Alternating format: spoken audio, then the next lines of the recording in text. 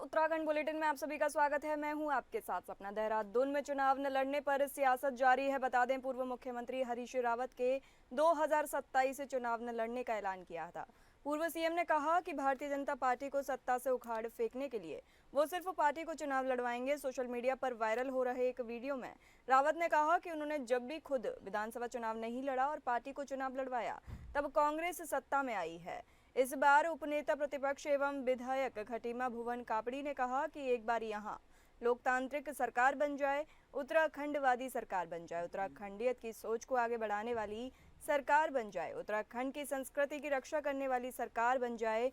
उन्होंने कहा कि ये हरीश रावत का अपना विचार है, लेकिन उन्होंने जिस तरह से कहा है कि अब वो पार्टी को ही आगे बढ़ने का काम करेंगे और पार्टी का ही नेतृत्व करेंगे, तो इससे कहीं ना कहीं पार्टी को और ज़्यादा मजबूती मिलेगी, क्योंकि हरीश रावत बहुत ही अनुभवी नेता हैं और उनका मार्गदर्शन मिलना पार्टी के लिए सौभाग्य की बात है।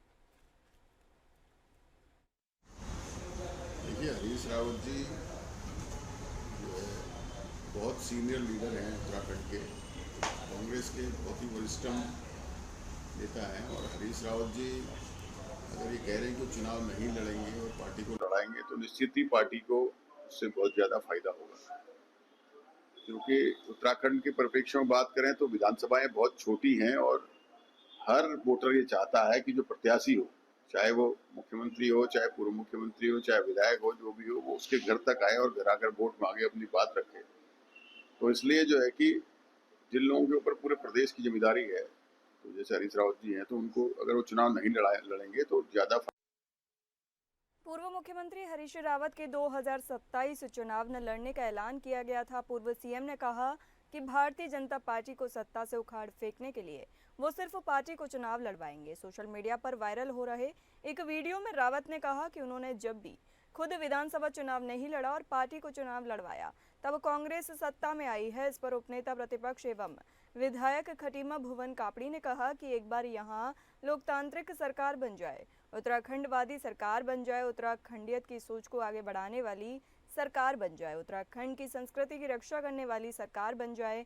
उन्होंने कहा कि ये हरीश रावत का अपना विचार है, लेकिन उन्होंने जिस तरह से कहा है कि अब वो पार्टी को ही आगे बढ़ाने का काम करेंगे और पार्टी का ही नेतृत्व करेंगे, तो इससे कहीं ना कहीं पार्टी को और ज़्यादा मजबूती मिलेगी, क्योंकि हरीश रावत बहुत ही अनुभवी नेता हैं और उनका मार्गदर्शन मिलना पार्टी के लिए सौभाग्य की बात है।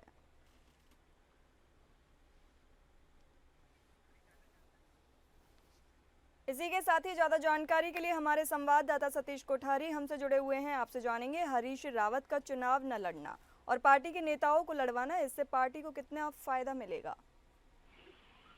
देखिए, मैं बात करूं, हरीश रावत बहुत पुराने नेता है, बहुत ही गद्दावर नेता हैं उत्तराखंड में। अगर मैं बात करूं नेताओं में से, भले आज कांग्रेस जो है न दिख रही हो और कांग्रेस के बहुत ही ज्यादा कम विधायक हों या कांग्रेस की कोई स्थिति कोई खास न हो, लेकिन नेताओं में एक कांग्रेस के सबसे बड़े नेता माने जाते हैं उत्तराखंड में हरीश सिंह रावत, तो हरीश रावत। तो उनमें से एक हैं जो हरीश रावत जो है, इस समय जो उन्होंने निर्णय लिया है, अभी तो ये निर्णय लिया है कि लड़वाऊंगा। ये कुछ क्योंकि सबसे बड़ी बात यह है कि हरीश रावत जी लास्ट मोमेंट पे कहीं वो कर देते हैं कि चुनाव लड़ लेते हैं, लेकिन देखा ये जा रहा है कि इस समय 27 में अब बुजुर्ग भी हो गए हैं और कितना ये है कि वो चुनाव नहीं लड़ते हैं, क्योंकि वो अभी उम्मीद कर रहे हैं कि अपने बेटे को चुनाव लड़वाओ 27 में विधानसभा चुनाव जो है बेटे को। लेकिन हाँ, ये है कि पार्टी को जो है उन्होंने काफी मजबूत किया है और आज भी तो हरीश रावत वो नेता हैं जो कि गांव-गांव जा रहे हैं और कोई ये नहीं है, उनके उम्र का कोई भी असर नहीं देखने को मिल रहा है। गांव-गांव जा रहे हैं, गली-गली जा रहे हैं और पार्टी को मजबूत करने की बात कर रहे हैं। जी, क्या हरीश रावत कांग्रेस में हो रही गुटबाजी को खत्म कर पाएंगे? नहीं, वो कभी नहीं हो पाएगी, क्योंकि उसका होना बहुत मुश्किल है। कांग्रेस में हर एक छोटा से वो मोहल्ले का पार्षद ही क्यों नहीं है, वो भी गुटबाजी करता है। गुटबाजी तो कांग्रेस की, जब से कांग्रेस की सरकार गई उससे पहले भी गुटबाजी थी और अब भी गुटबाजी तो कांग्रेस की खत्म करना बहुत मुश्किल है। लेकिन हाँ, ये है कि वो जगह जगह जा रहे हैं, गाँव-गाँव जा रहे हैं। कितना असर पड़ता है लोगों में, कितना देखने को असर मिलता है, वो तो देखने वाली बात है। लेकिन हाँ, गाँव मोहल्ले कहीं ऐसे नहीं छोड़ रहे हैं, वो जहाँ हरीश रावत जी जा रहे हैं। आज कुमाऊं में हर गांव हर उसमें भ्रमण पे लगे हुए हैं। वही मैं पहाड़ की बात करूं तो जब भी मौका मिलता है उनको तो हर जगह भ्रमण पे जाते हैं और अपने बात रखते हैं। जी सतीश, बहुत बहुत धन्यवाद। आपसे और भी जानकारी आगे लेंगे, बने रहिए हमारे साथ।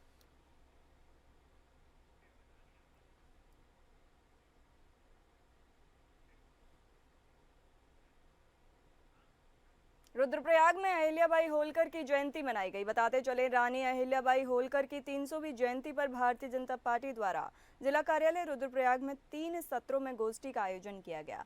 प्रथम सत्र में भजन सिंह खत्री जी ने कहा कि इतिहास में कुछ व्यक्ति ऐसे होते हैं जो समय की सीमाओं से परे जाकर युगों को दिशा देते हैं। मराठा साम्राज्य की यशस्वी नायिका राजमाता अहिल्याबाई होलकर सन 1725 में जन्मी। अहिल्याबाई का जीवन समर्पण, धर्म, न्याय और प्रशासन की उत्कृष्ट मिसाल बनी। 2025 में हम उनकी 300वीं जयंती मना रहे हैं। ये अवसर केवल श्रद्धांजलि का नहीं अपितु उनके आदर्शों को आत्मसात करने का भी है। अहिल्याबाई होलकर जैसे व्यक्तित्वों से भारत का इतिहास भरा पड़ा है, लेकिन अंतर यह है कि कुछ व्यक्तित्व अनुकूल परिस्थितियों में आगे बढ़ते हैं। अहिल्याबाई की विशेषता यह है कि वो निहायत प्रतिकूल परिस्थितियों में आगे बढ़ी हैं। युद्ध को उन्होंने ऐसे रूप में जीता कि वो जो है कुछ एक विकट समस्या के रूप में उनके सामने आ रही थी, लेकिन उन्होंने अपनी सूझबूझ के द्वारा और अपने बुद्धि चातुर्य के द्वारा बिना लड़े हुए उस युद्ध को जीता। वो समस्या के समाधान का, हर समस्या का समाधान एक अनुपम उदाहरण था। और तीसरी बात ये थी कि एक बात उन्होंने सबको कही कि अपने इष्ट को, अपने ईश्वर को हमेशा अपने साथ रखें। वो तुम्हारा अनुरक्षण संरक्षण भी करेगा और तुम्हें कहीं। देहरादून में लाइसेंस शुल्क के लिए समिति बनेगी। नगर निगम में दुकानों और प्रतिष्ठानों पर लाइसेंस शुल्क लेने की तैयारी कर रहा है, तो अब व्यापारियों ने लाइसेंस शुल्क के निर्णय को वापस लेने के लिए मांग कर रहे हैं। देहरादून के अलग अलग व्यापारी वर्गों से अब तक नगर निगम में 93 आपत्तियां आ चुकी हैं और नगर निगम ने 31 मई तक समय दिया हुआ है। वहीं 31 मई तक आपत्तियां लेने के बाद नगर निगम द्वारा एक समिति बनाई जाएगी, जिसमें दून के अलग अलग व्यापारी वर्गों के एक सदस्य को शामिल किया जाएगा और समिति में जो भी निर्णय आएगा उसी आधार पर लाइसेंस शुल्क लगाया जाएगा। बताते चले कि नगर निगम ने दुकानों और प्रतिष्ठानों पर लाइसेंस शुल्क लगाने के बाद लाइसेंस को वापस लेने के लिए मांग कर रहे हैं, जिसको लेकर व्यापारियों की मेयर और नगर आयुक्त के साथ कई बार बैठक भी हो चुकी है, लेकिन सभी बैठकें बेनतीजा ही हो रही हैं, जिसके बाद व्यापारी वर्ग अब सरकार और नगर निगम से नाराज चल रहे हैं। अभी तक हमारे पास 93 आपत्तियां आ चुकी हैं और 31 हमारी इसमें डेट थी कि 31 तक हम इसमें सारी आपत्तियों को सुनेंगे, हमारे पास आएंगी और उसके बाद हम उस पर विचार करेंगे।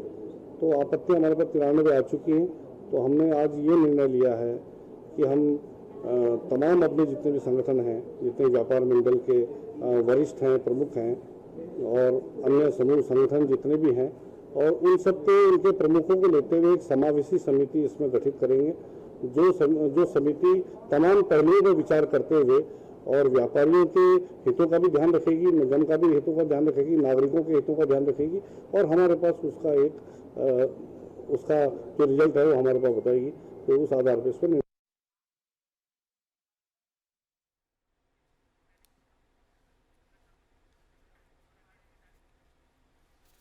इसी के साथ ही ज़्यादा जानकारी के लिए हमारे साथ लगातार बने हुए हैं सतीश कोठारी। आपसे जानेंगे किस तरह के लोगों को लाइसेंस दिया जाएगा।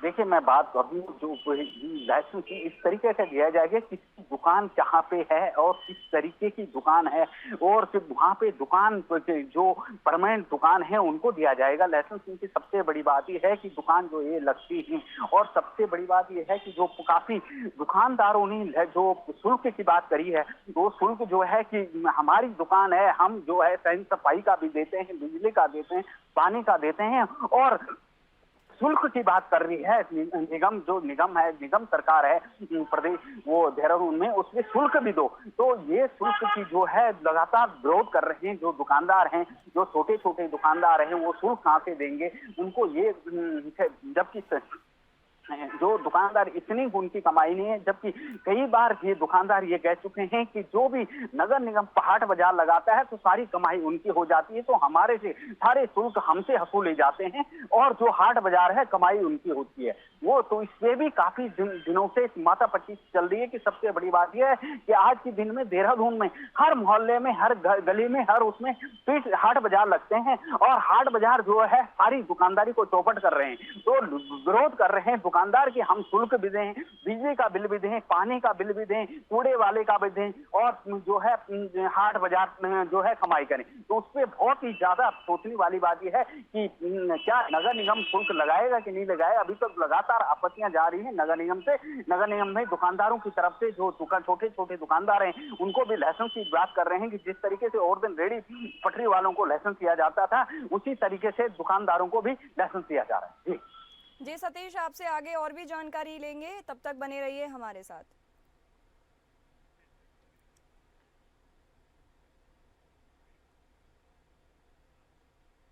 देहरादून में रोपवे कार्य प्रगति पर है। बताते चले उत्तराखंड में पर्यटन विभाग रोपवे के कार्य में निरंतर प्रयासरत है। सचिव पर्यटन सचिन कुर्वे के मुताबिक कुरकंडा रोपवे पर विगत 2 वर्षों से कार्य चल रहा है। वहीं मसूरी देहरादून रोपवे में 26 टावरों में से 23 टावरों पर कार्य हो चुका है। केदारनाथ और हेमकुंड साहिब रोपवे में भी प्रोसेसिंग शुरू हो चुकी है, जल्द ही कार्य भी शुरू किए जाएंगे। वहीं सचिव पर्यटन ने यह भी बताया कि कई रोपवे हैं जिसमें जल्द ही टेंडर प्रक्रिया शुरू होगी और जो कार्य चल रहे हैं उसमें खास तौर पर सुरक्षा की दृष्टि से विजिबिलिटी का विशेष ध्यान दिया जा रहा है।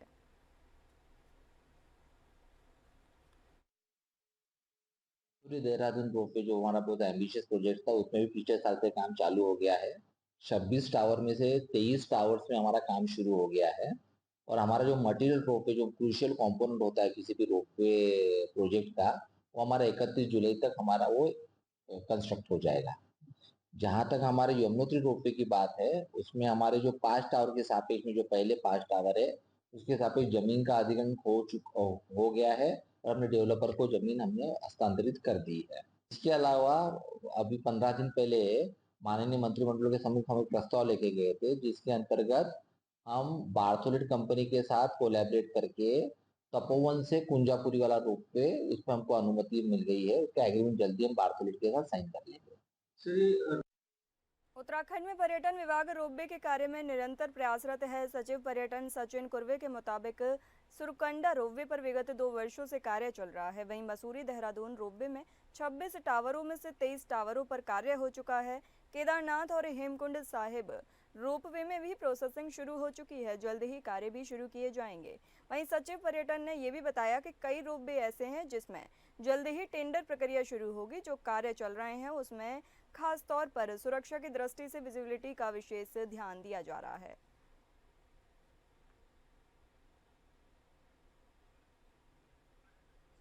इसी के साथ ही हमारे साथ लगातार हमारे सहयोगी सतीश कोठारी हमारे साथ जुड़े हुए हैं। आपसे जानेंगे उत्तराखंड में रोपवे का कार्य निरंतर जारी है, इससे पर्यटन को कितना बढ़ावा मिलेगा।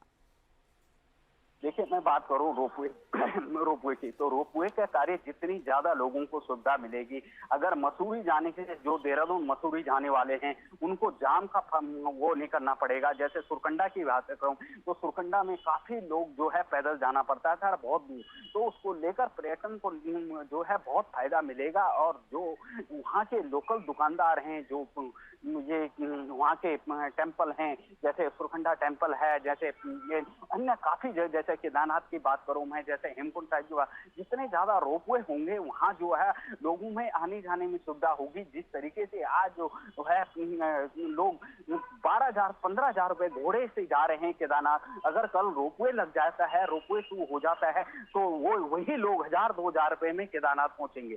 तो इसी तरीके से जगह जगह जहाँ रोपवे लग रहे हैं वहाँ की जो है फुटफॉल ज्यादा होगा, वहाँ की जो है इनकम ज्यादा होगी। और हर जगह जो है जो जहाँ 26 रोपवे लगने हैं, जिस तरीके से अभी सुरकंडा में देखा हमने, तो काफी फर्क पड़ा है। क्योंकि जब से रोपवे शुरू हुआ तब से लोगों को आने जाने में बहुत सहूलत हुई और जो लोगों का टाइम भी है वो भी बहुत ज्यादा बचा। जी, बहुत बहुत धन्यवाद सतीश कोठारी हमें यह जानकारी देने के लिए।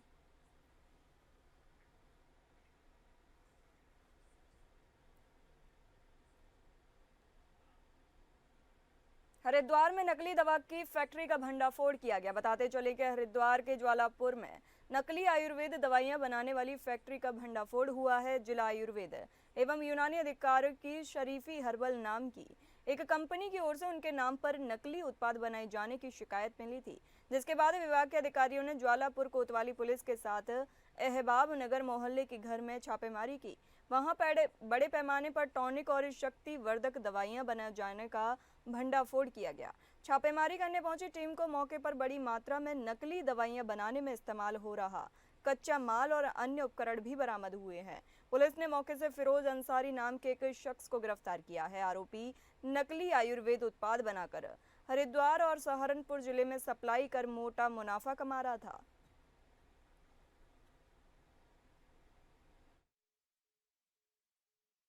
बताते चलें कि हरिद्वार के ज्वालापुर में नकली आयुर्वेद दवाइयां बनाने वाली फैक्ट्री का भंडाफोड़ किया गया है। जिला आयुर्वेद एवं यूनानी अधिकारी को शरीफी हर्बल नाम की एक कंपनी की ओर से उनके नाम पर नकली उत्पाद बनाए जाने की शिकायत मिली थी, जिसके बाद विभाग के अधिकारियों ने ज्वालापुर कोतवाली पुलिस के साथ अहबाब नगर मोहल्ले के घर में छापेमारी की। वहां बड़े पैमाने पर टॉनिक और शक्तिवर्धक दवाइयां बनाने जाने का भंडाफोड़ किया। छापेमारी करने पहुंची टीम को मौके पर बड़ी मात्रा में नकली दवाइयां बनाने में इस्तेमाल कच्चा माल बरामद हुआ है।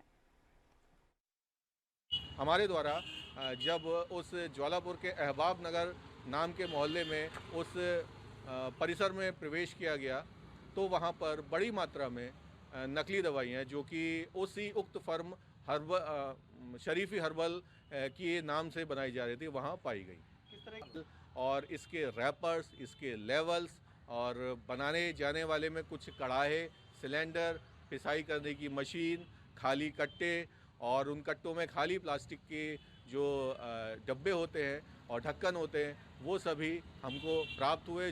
फिर हमने जांच करी और अपने सुसंगत धाराओं में अपने नियमों के तहत ड्रग्स एंड कॉस्मेटिक एक्ट के तहत हमने ये सारी कार्रवाई करी।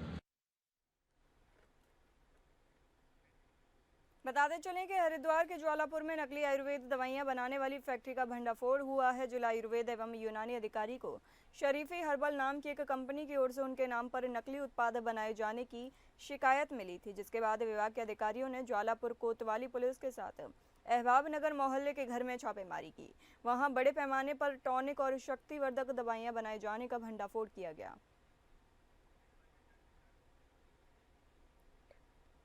इसी के साथ ही ज्यादा जानकारी के लिए हमारे सहयोगी रूपेश वालिया हमसे जुड़े हुए हैं। आपसे जानेंगे नकली दवा की सप्लाई करने वालों पर किस तरह की कार्रवाई की जा रही है।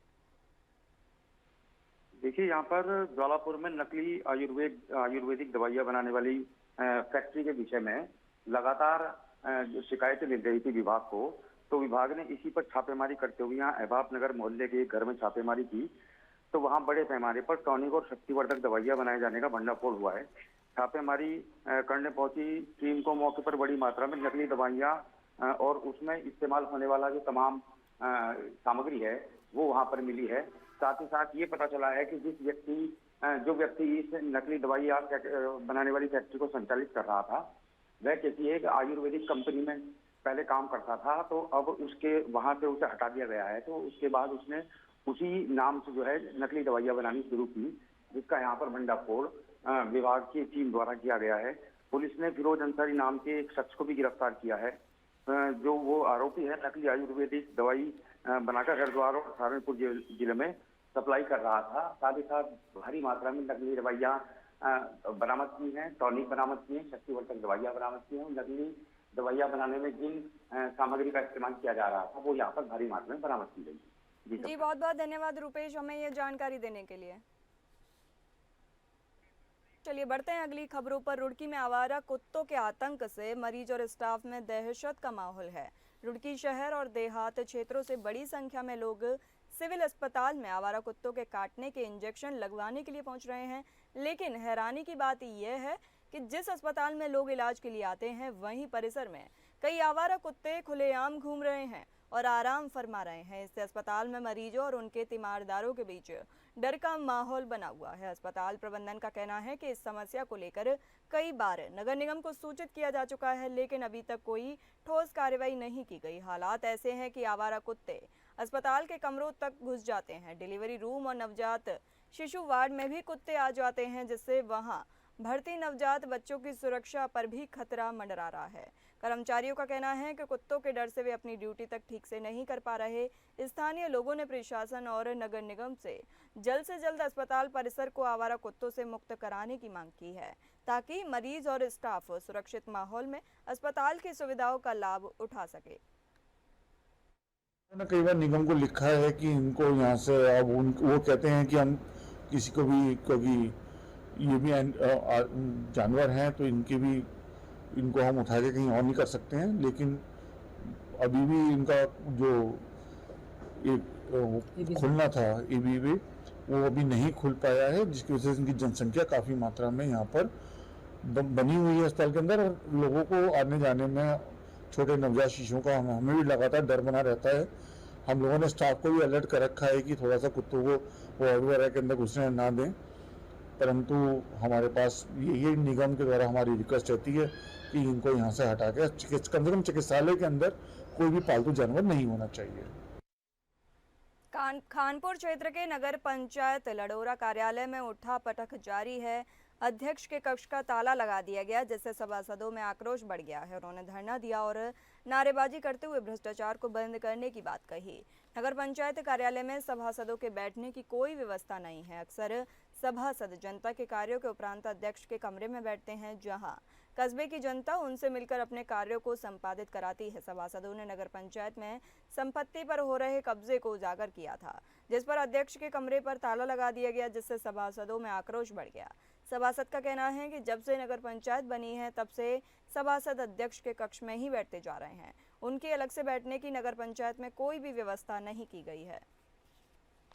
मैंने उनसे बात की, चेयरमैन साहब ने कहा चेयरमैन साहब ही बताएंगे इस मामले को। अब चेयरमैन साहब से पता कीजिए आप क्यों ताला लगाया गया है, क्या दिक्कत है।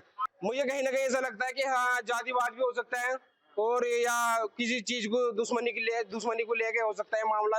देखिए कारण ये भी हो सकता है, अभी खुलकर तो मामला सामने नहीं आया, पर माननीय में आप मीडिया के माध्यम से जिलाधिकारी महोदय से एक अनुरोध करना चाहूंगा, निवेदन भी करना चाहूंगा कि आज आप ये मतलब जिस तरह चेयरमैन साहब ने इस तरह के कार्य किया है, अपने कमरे पर ताला लगाने का काम कर रहा है, हमें इंसाफ कौन दिलाएगा। हम तो हमारे लिए तो आप ही इंसाफ, हमें तो आप ही इंसाफ दिला सकते हो। अध्यक्ष साहब ही बताओगे जिन्होंने ताला लगाया, यो साहब बताओगे किसने ताला लगाया।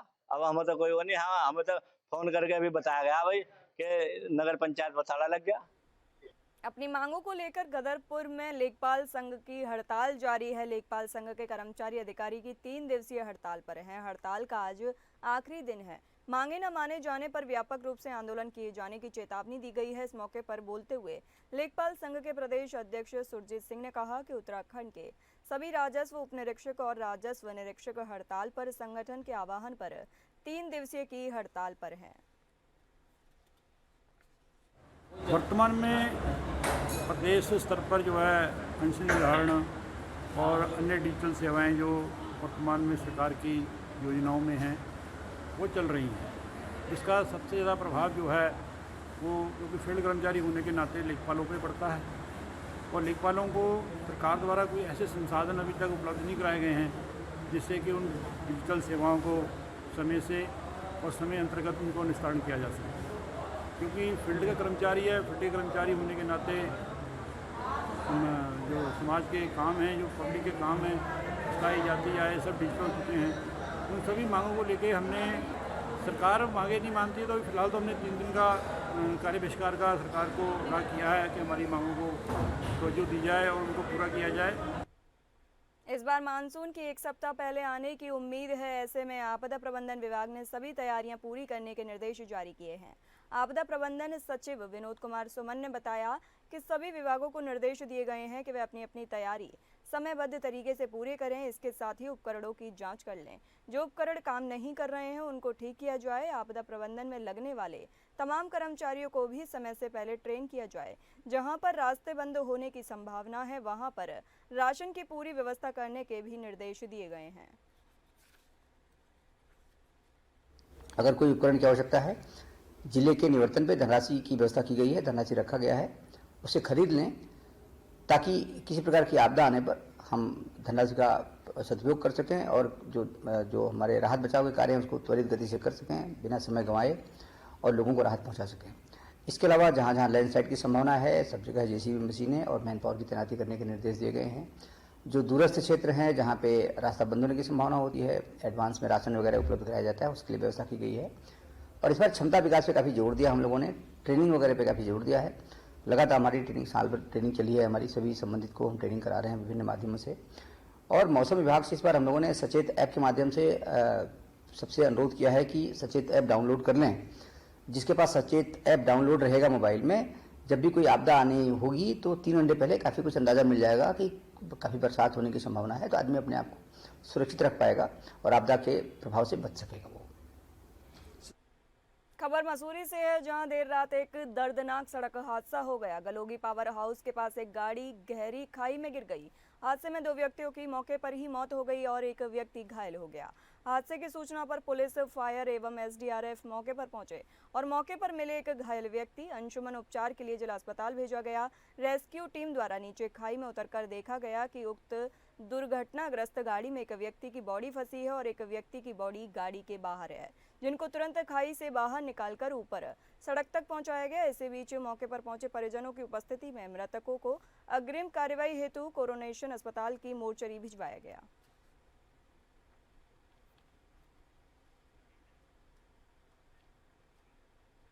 फिलहाल इस बुलेटिन में इतना ही। नमस्कार।